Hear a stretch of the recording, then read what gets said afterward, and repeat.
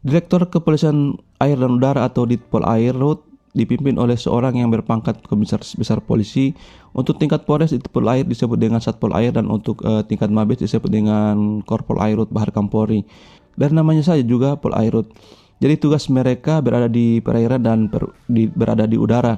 Oleh sebab itu mereka mempunyai kapal ringan berbagai tipe dan juga pesawat dan helikopter.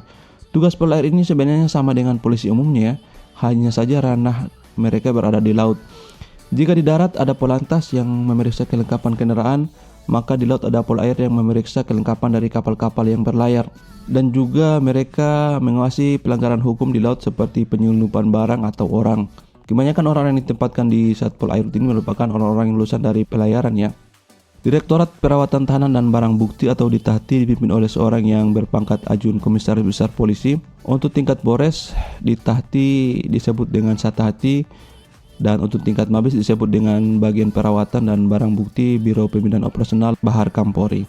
Pada awalnya Ditahti merupakan bagian dari reserse kriminal, namun berjalannya waktu bersama-sama dengan di Narkoba, di Treskrimsus, di Treskrimum dipisah menjadi satu direktorat tersendiri.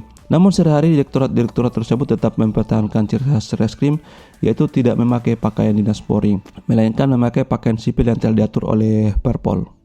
Bidang Propos Paminal atau Bid Propam dipimpin oleh seorang yang berpangkat Komisaris Besar Polisi atau Ajun Komisaris Besar Polisi.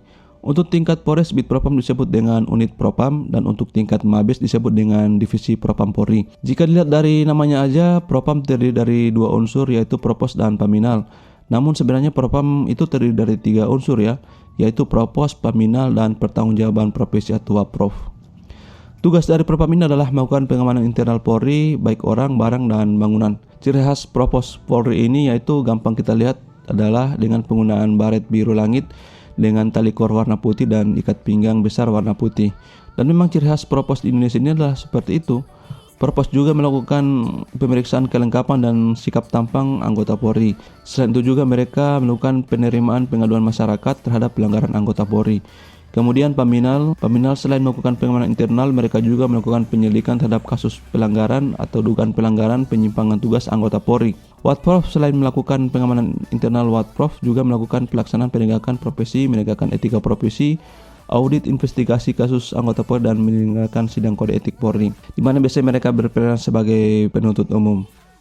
Bidang Hubungan Masyarakat atau Bid Humas dipimpin oleh seorang yang berpangkat Komisaris Besar Polisi atau juga bisa Ajun Komisaris Besar Polisi, dan untuk tingkat Polres Bid Humas disebut dengan Subak Humas Bakops Polres, dan untuk tingkat Mabes disebut dengan Divisi Humas Polri. Anggota yang bertugas di Humas ini biasanya mampu mengoperasikan alat-alat perekaman dan juga harus bisa melakukan proses editing video.